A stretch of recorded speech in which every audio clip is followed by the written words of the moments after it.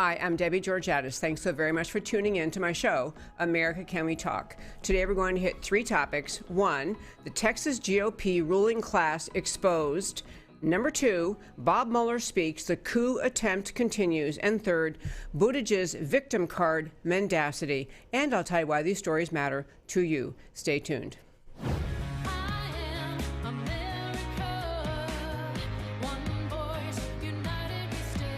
Debbie Georgatos, host of America Can We Talk, is an author, attorney, and political analyst whose mission is to inspire the American political conversation about preserving liberty in the best country on earth.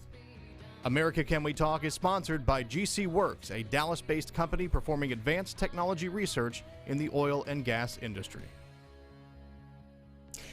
And thanks so much again for tuning in to America Can We Talk? Well, first of all, I'll say these lovely things that you can see on the table. Yesterday was my birthday, and I arrived at the studio today just a few minutes ago and had this lovely array of flowers, cupcakes, and just beautiful things. So thank you very much to the Real News PR and Real News Communication Network for this happy little birthday surprise. And yesterday, I missed doing my show, not because it was my birthday, but because we had Mother Nature get a little bit surly. We had tornado warnings in this area, and so shut down the studio, keep everyone safe. Great to be back with you. Thanks so very much again for tuning in to America Can We Talk? We have something happening in Texas, but this really actually is relevant to elections and campaigns all around this country. And I want to tell you the story of Texas, what's happening here, and which is where I am, in the great state of Texas, and tell you how much it matters really to all of America. In Texas, we happen to have our state legislature only meets once every other year, as compared with many states where it's kind of an ongoing thing like Congress is in Washington. But in Texas, it's a 6-month session every other year. And so it's a really big deal during that 6 months. Everything that actually has to get passed has to go through the process, get the right committee, get on the floor, and goes back and forth between the House and the Senate. And in Texas, we had a new speaker in the House. We have a Republican majority in the House and the Senate in Texas, and we have a Republican governor. So people assume that Texas will likely be able to put forward fairly Republican-style legislation. Well, this past session was just ended this past Monday. There was a new Speaker of the House, and this Texas GOP speaker. His name is Dennis Bonnen. It was his first time to serve as Speaker of the House. Speaker of the House is an enormous responsibility, and he essentially can control which pieces of legislation get to committees that will review the legislation, listen to input from constituents, amend, blah, blah, get it on the floor of the House. It's a very powerful role, the Speaker of the House. And on the Senate side, there is a similar role, although that is conducted by the Lieutenant Governor in Texas.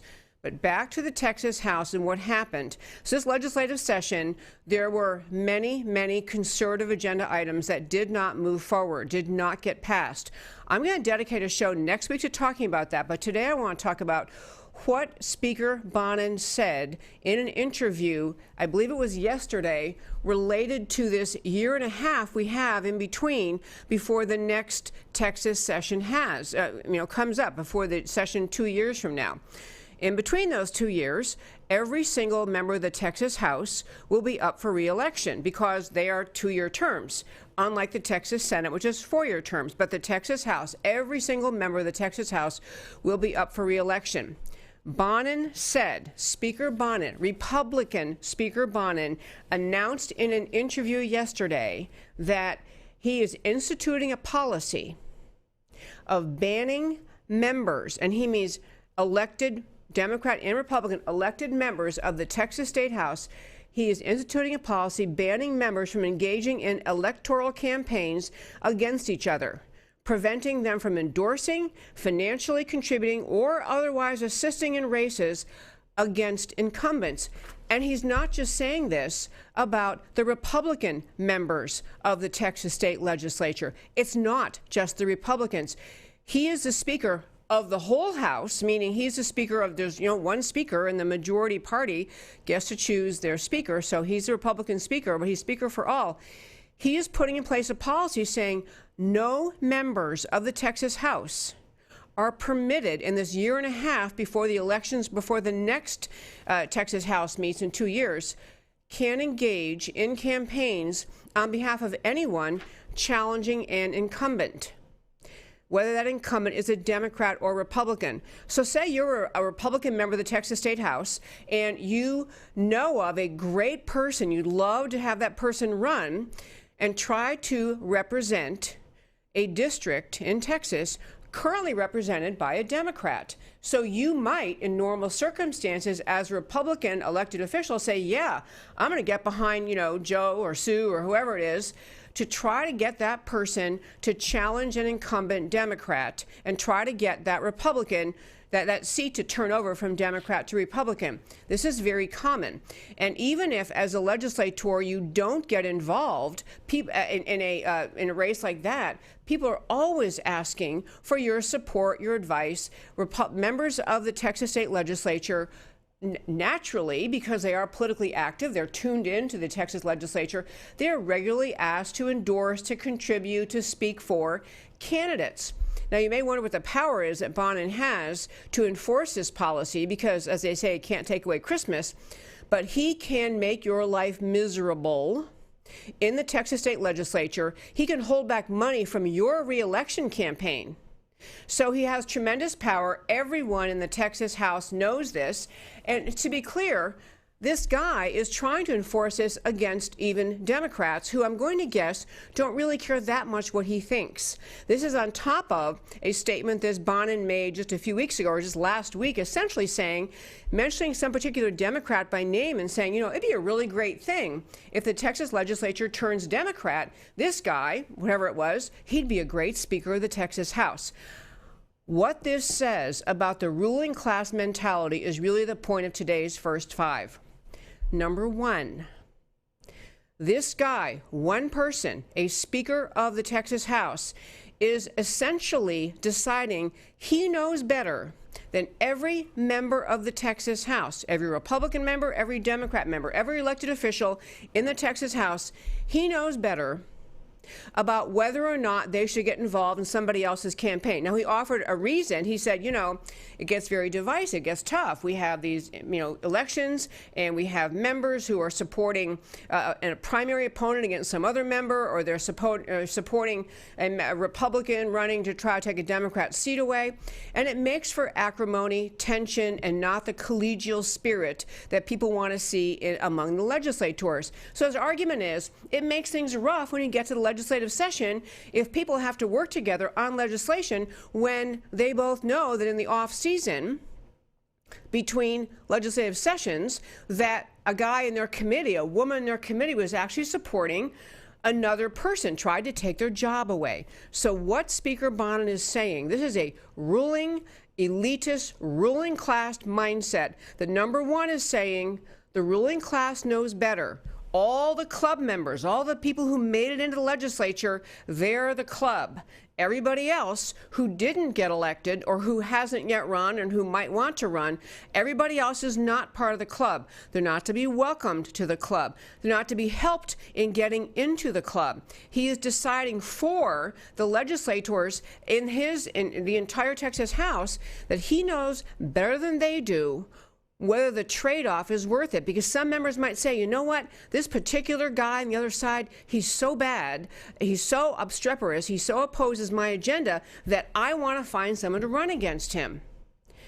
And if you are a legislator, you take the risk. You might jump into that race, you might help that other candidate, and that candidate loses, and you're back in the legislature next time with the same person there that you didn't like last time, the same person you tried to take out. Okay, welcome to being a grown-up.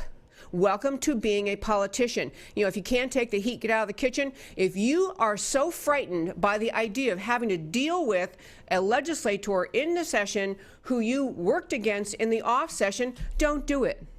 No one's making the legislators do that. But this guy is deciding, this ruling class, elitist, we are the ruling class, we decide, he's deciding for all the other legislators that he knows better than they, the good, the ups and downs, the pros and cons of getting involved in somebody else's campaign.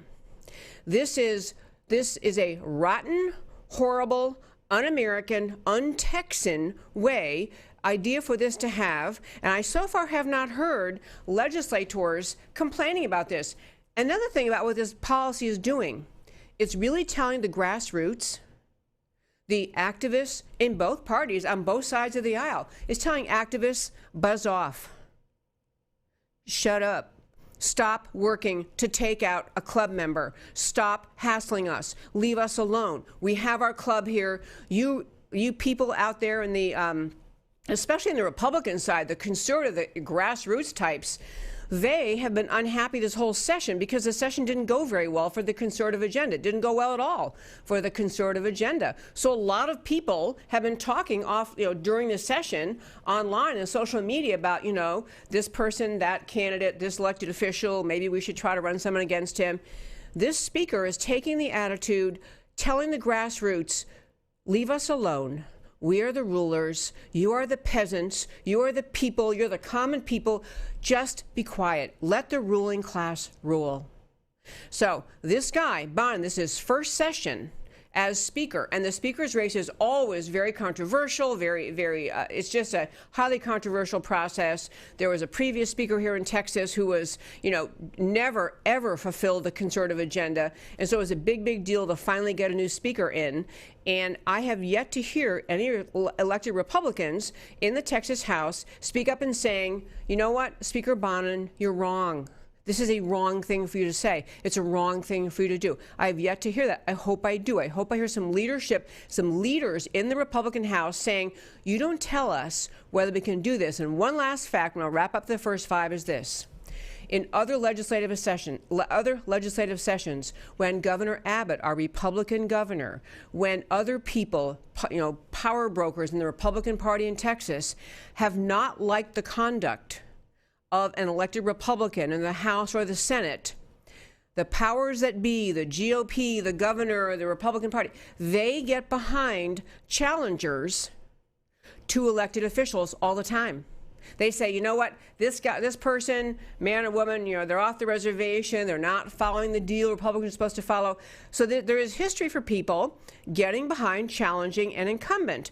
This guy, one session, power's gone to his head, and he is saying no one in this entire Texas House better dare challenge an incumbent.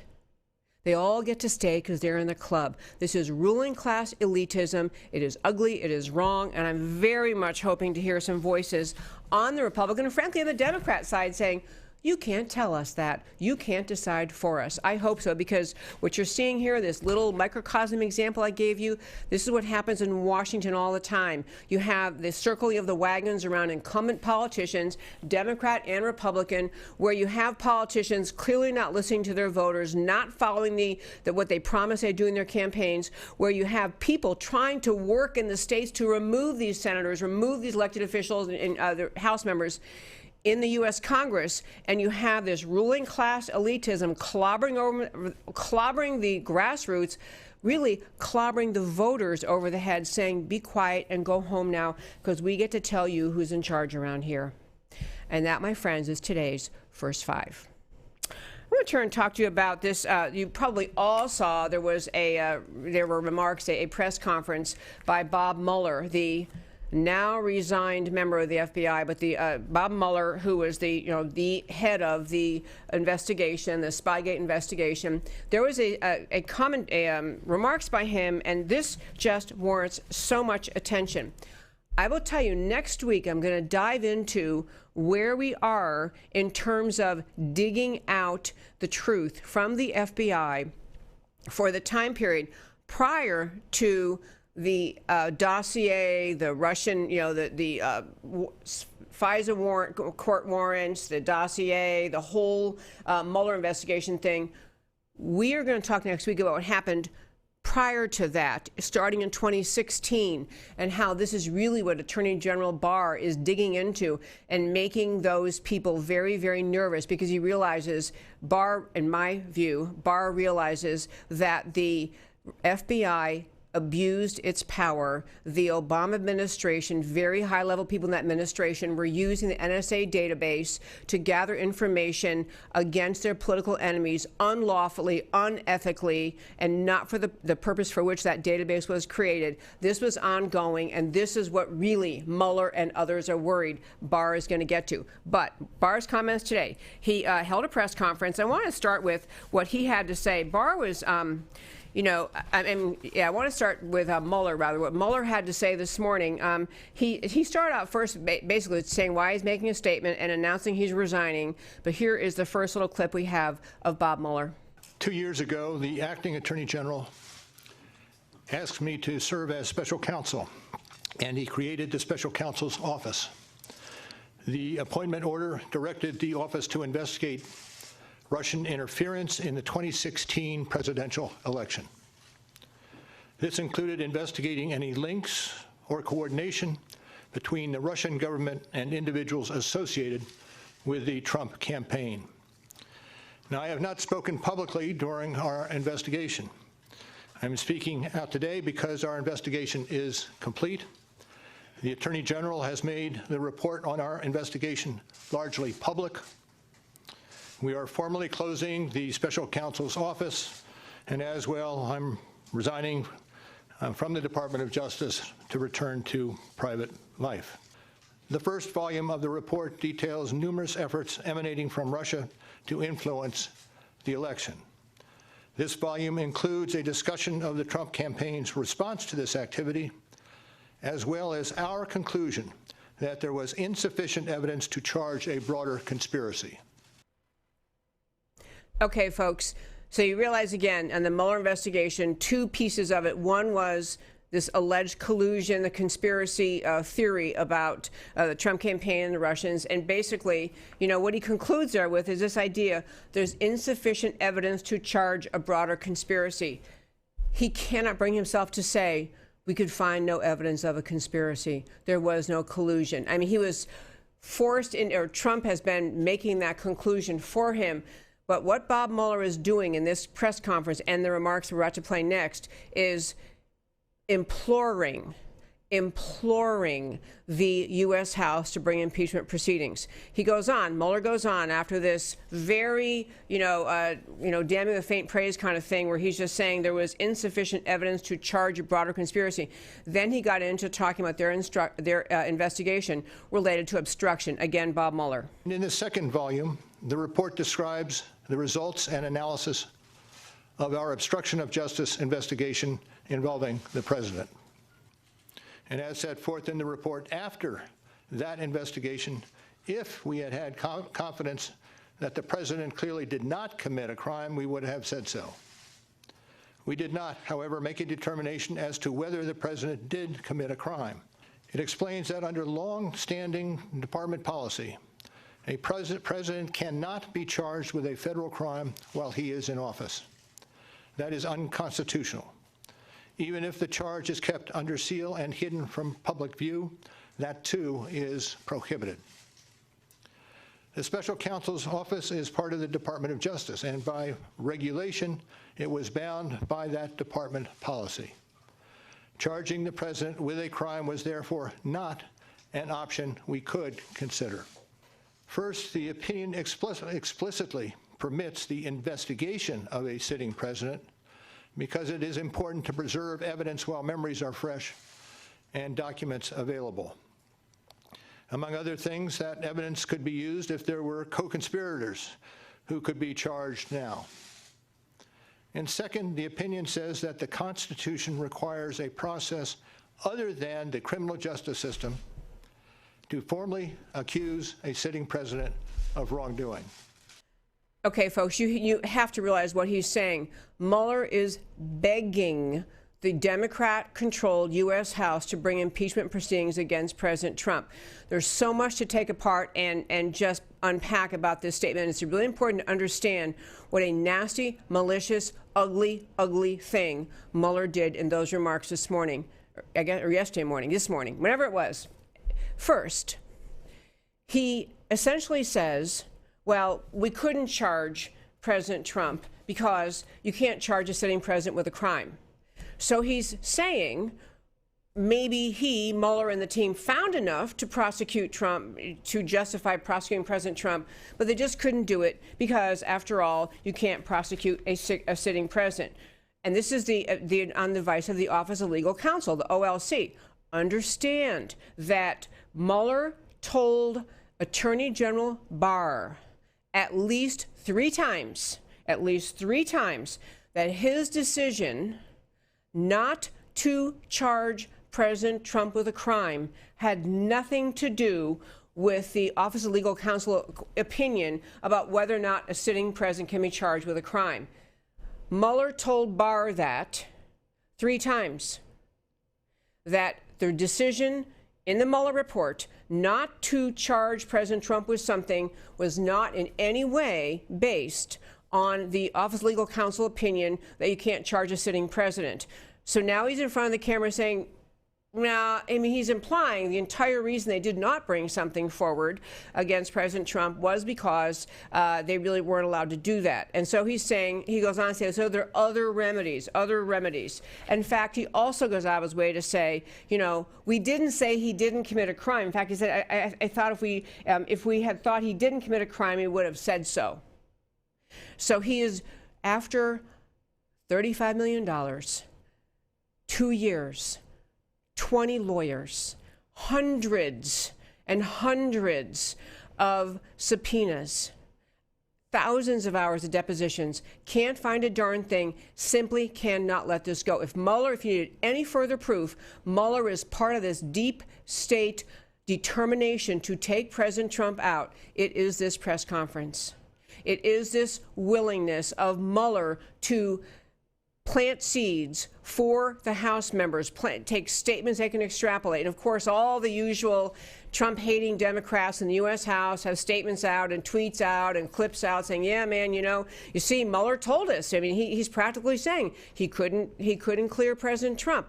This is a guy who had all the powers of the federal government at his disposal and used 2 years of time, clearly could have released every bit of evidence he found, and he couldn't find any. But it's not good enough for him. It's not good enough for Mueller. He's still finding a way to entice, to encourage the U.S. Congress to bring impeachment proceedings against President Trump, despite and trying to excuse his failure to discover anything that would justify the criminal charges against President Trump by saying, well, the Office of Legal Counsel said that we can't do that. And so this is why, by the way, that's why Barr went out and said, when he summarized Mueller's report, essentially, you know, they didn't find anything in which to bring it. They didn't find conspiracy. They just didn't find enough. And, you know, it's the kind of thing I have to tell you, when you think about our legal system, the kind of thing a prosecutor should be able to say, and I'm going to tell you what Alan Dershowitz said in a moment, but what a prosecutor should be able to say, if you investigate and investigate and investigate and investigate, because, you know, you're a prosecutor, you think, you know, so-and-so committed a bank robbery, you committed a murder or something really bad, and you look and you look and you look and you look, and there's nothing there. When you go to the public to make a statement, and you make a statement like Mueller did, what you're really trying to say is, we still think he did it. We still think he's a bad guy. We just can't quite find the way to prove that. We couldn't quite find it. He was not exonerated. It is not a legal standard in our country, nor should it be. In fact, there was a piece out by Alan Dershowitz, who is the famous attorney and former liberal. He's been out throughout this whole investigative process, essentially arguing about the fact that the entire investigation just fails to follow basic standards of justice in our country, basic standards of law. He's been critical of the FBI, the Department of Justice, of Comey, of Mueller, of all of them. Basically, Alan Dershowitz saying this is such an affront to our justice system, what they are trying to do to President Trump. So Dershowitz is out with a piece today. In fact, anything I talk about in the show, you can go find the articles I'm talking about going to our website, americacanwetalk.org. On the homepage, under shows, go down, list of links. You can find a link to this story and all the stories I'm talking about.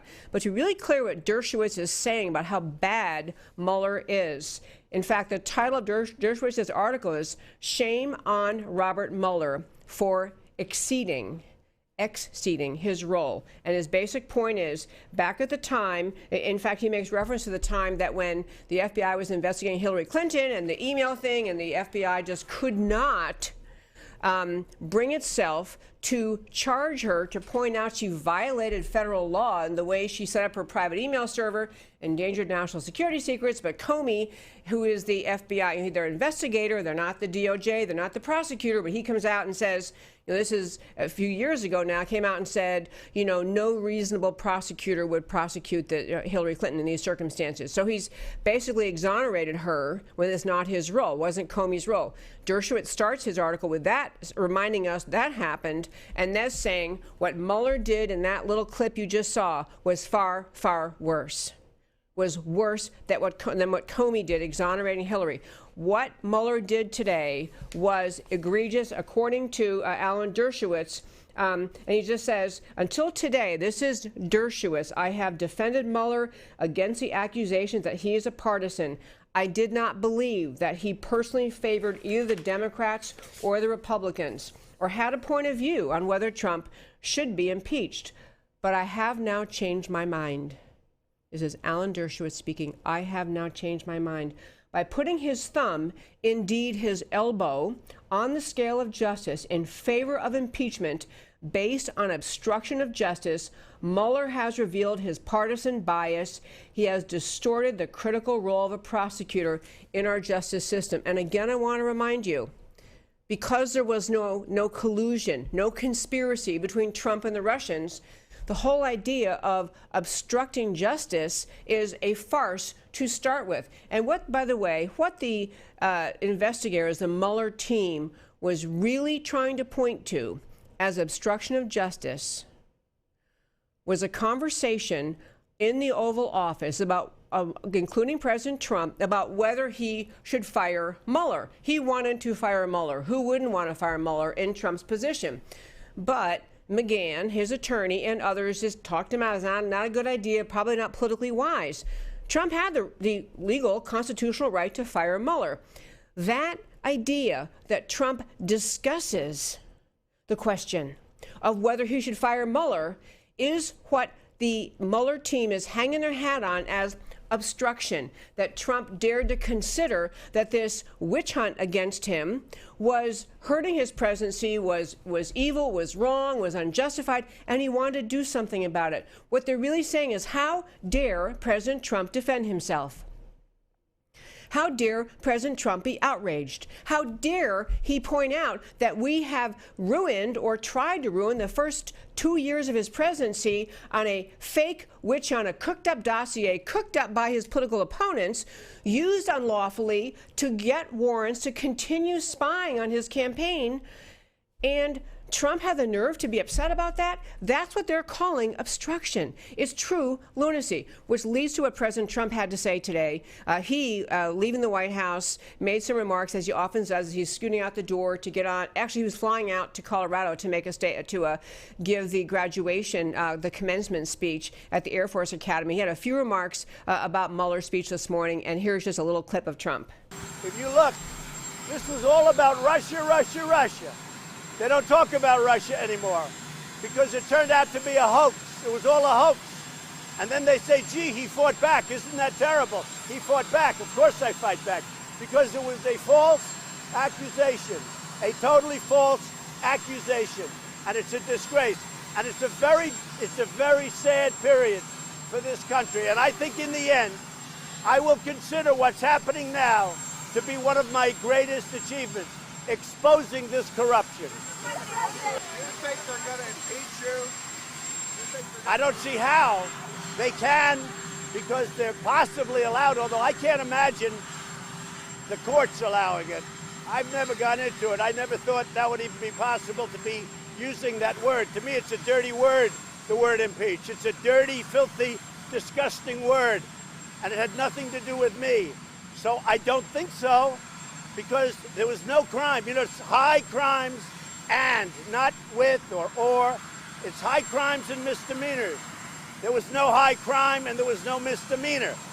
So how do you impeach based on that? And it came out that there was nothing to do with Russia.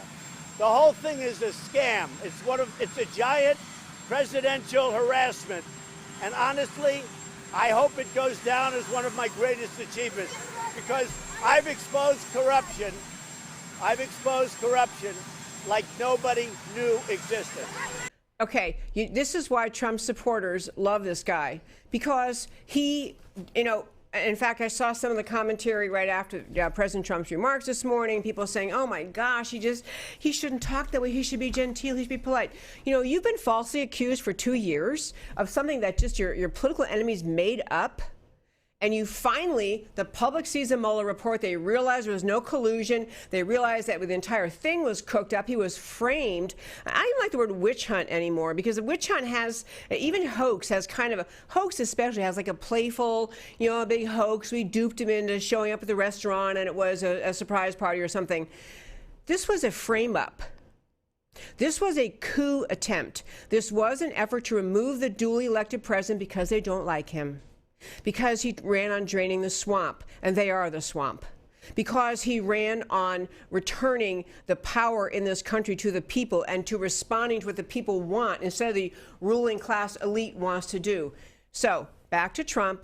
This whole idea that he's a little bit upset and that he actually had to put up with this for 2 years, and that somehow they're still asking, well, what about impeachment? They could impeach you, you know, over obstruction, which basically means because he stood up for himself. In fact, there was I want to play a quick, I believe Matt, my wonderful producer, has this little cartoon thing that was, I just think this is hilarious. This is Mueller saying, and he did talk about people being, you know, innocent until they're proven guilty, but this little thing is saying not guilty until proven innocent. He's passing the torch of the witch hunt over to, and if you can't tell on the right-hand side, that's Nadler, Gerald Nadler from New York, the just relentless pest, you know, mosquito of a person pestering all the time to get President Trump. So basically the cartoon's saying, you know, they're just out of their minds with the idea that this whole effort to take him down through the frame-up is falling apart. And so Mueller is passing the torch to now. They're saying, come on, let's get going with now maybe we can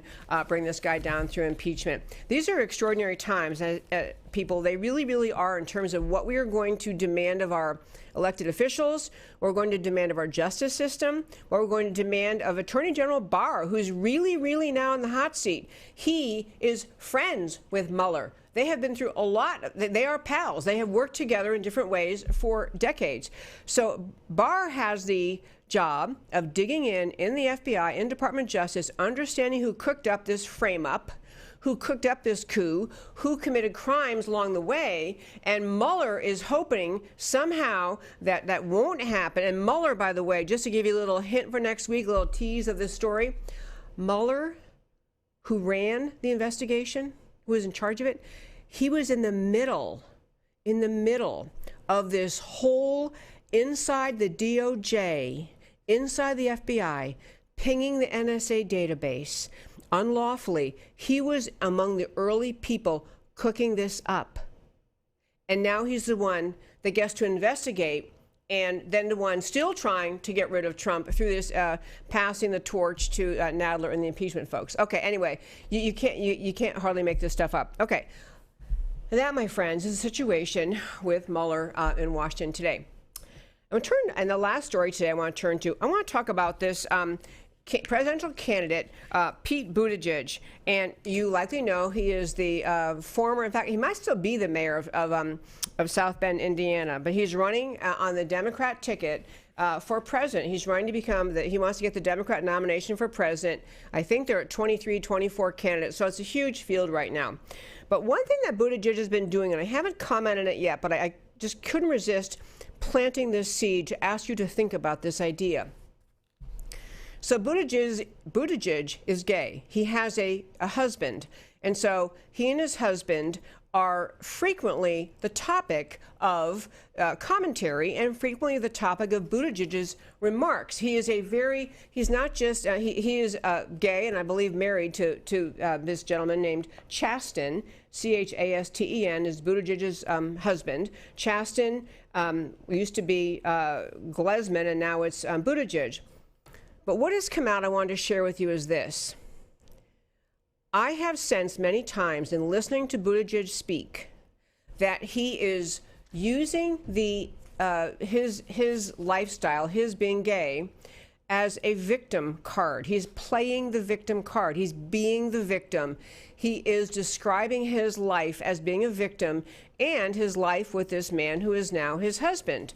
And so part of what he is doing and what the Washington Post covered was attempting to characterize Buttigieg's husband. Again, his name is Chasten. In fact, Chasten, I believe, took Buttigieg's last name, so it's Chasten Buttigieg. But in any case, the Washington Post ran stories talking about how Chasten, as a gay young man, he was actually a homeless, described by the Washington Post, a homeless community college student, a Starbucks barista, that his parents, he's a child who grew up with nothing, that his parents kicked him out of the house when he announced he was gay, that his family has ignored him, his family has turned against him, they won't talk to him since he's announced that he's gay. This is what the Washington Post is recounting as the life story of Chasten Buttigieg. And Chasten Buttigieg has a brother who is a Christian pastor named Ryan Glesman, a 34-year-old pastor, small town church in Michigan. And this brother gave an interview to the Washington Examiner.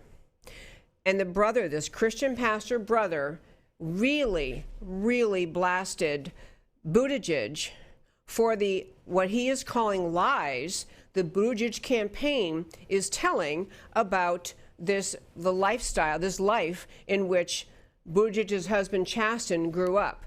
What happened once those Washington Post stories ran that his family kicked him out and his brothers wouldn't speak to him and he was homeless, all this depiction, this pastor brother started to get hate mail and threats and attacks on social media.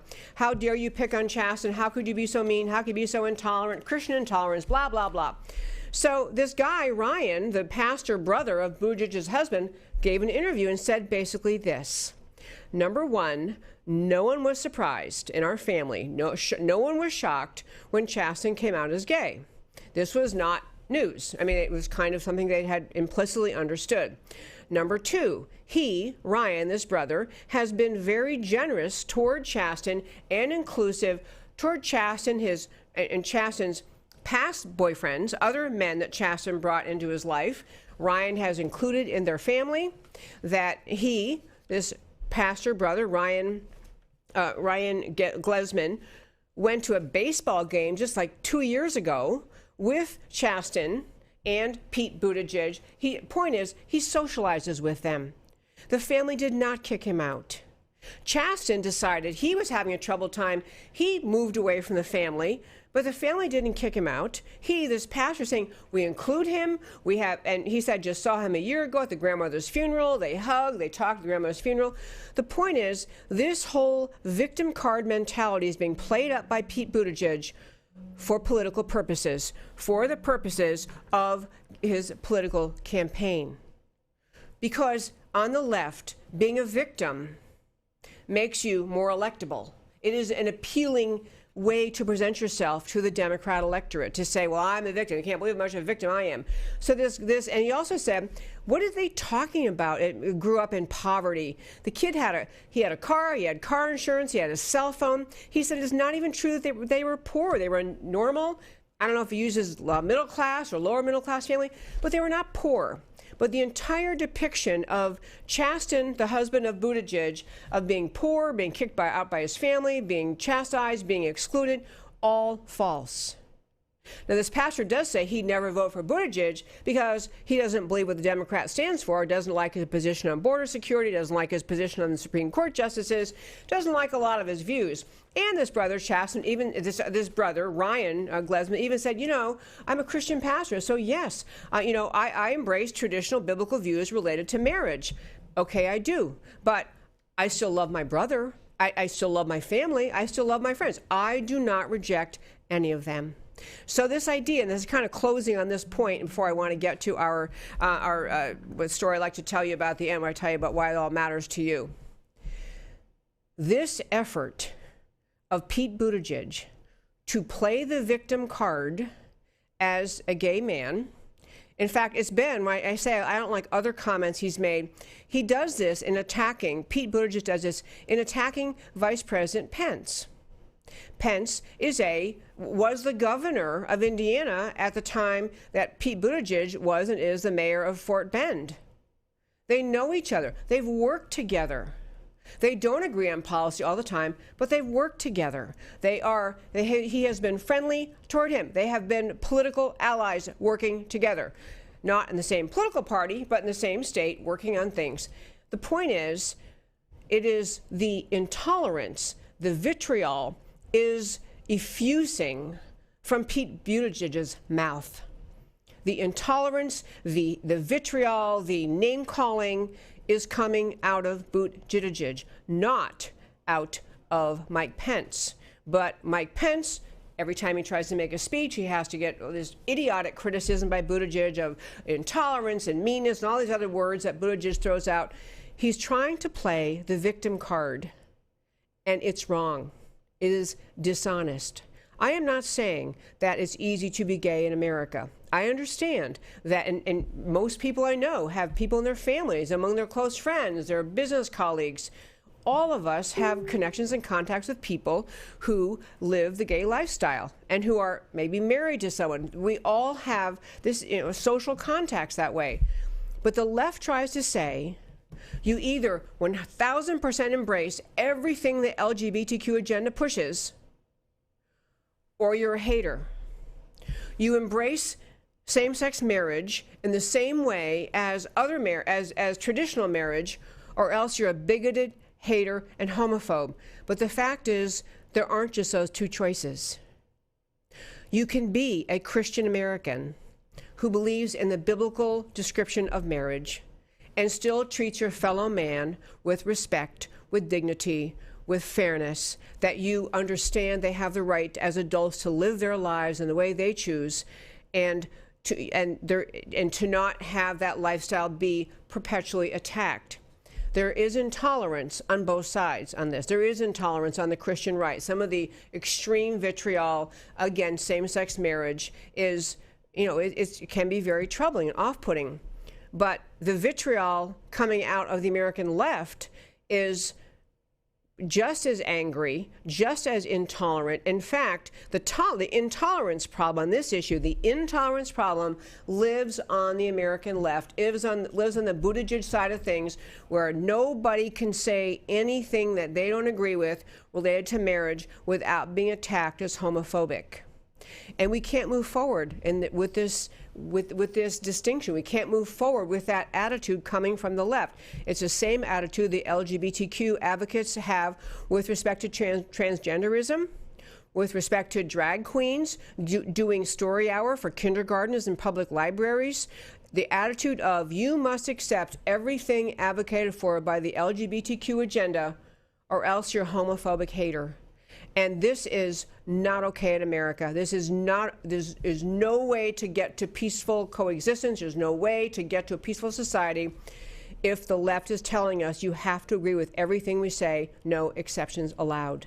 These are tough issues. I know these are tough issues to talk about. But when Buttigieg plays the victim card, and he plays it with mendacity, which means dishonesty. He is not telling the truth about his husband's life, his husband's family, his husband's, how he was treated by his family, what their lifestyle was growing up like. He's not telling the truth, and he's asking for your vote based on those kind of lies.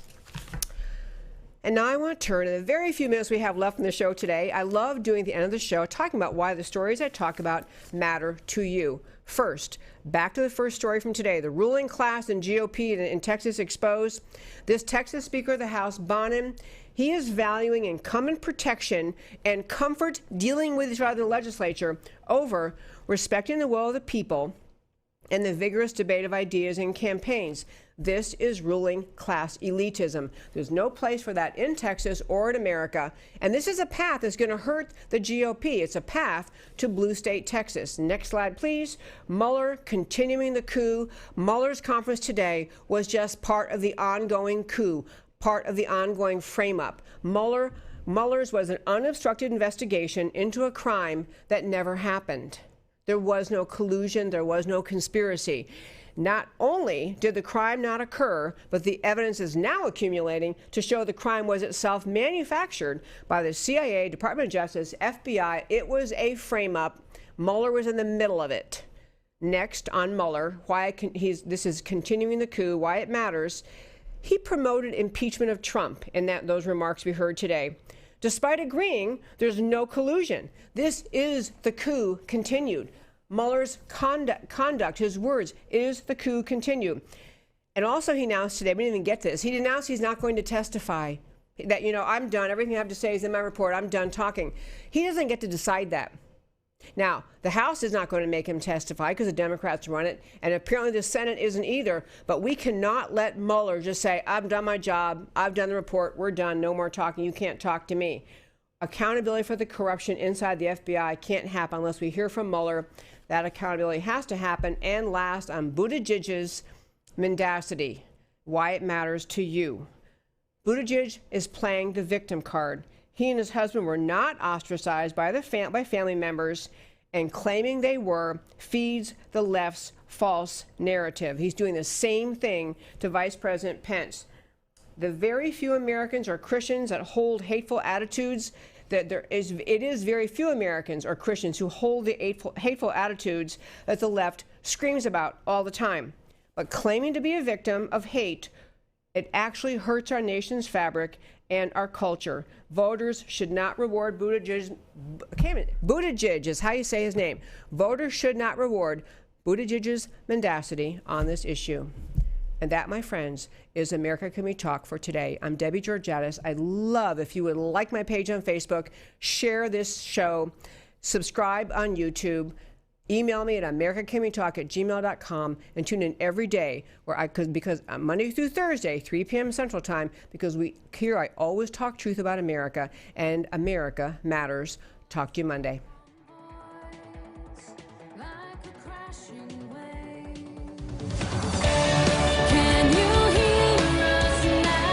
America, Can We Talk?